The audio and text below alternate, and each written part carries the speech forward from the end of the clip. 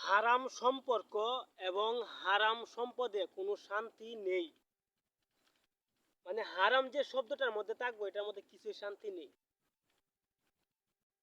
প্রেম প্রীতি একটা পবিত্র, এটাকে খারাপ বলা যাবে না, কিন্তু এটার মধ্যে যদি খারাপ চিন্তা থাকে, হ্যাঁ, খারাপ দৃষ্টিভঙ্গি থাকে, তাহলে এটাকে হারাম বলা হয়। আর যখন হারামের কাতারে নাম লেখাইবেন তাহলে আপনি নিজে গুনাহগার হইবেন এবং মানুষটার কাছে আপনি খারাপ লোক বলে পরিচিত হবেন। তো সম্পদের ক্ষেত্রে একই। সম্পদ হালালভাবে যদি উপার্জন করেন তাহলে এই সম্পদের জন্য আপনাকে মৃত্যুর পরে এত জবাবদিহিতা করতে হবে না।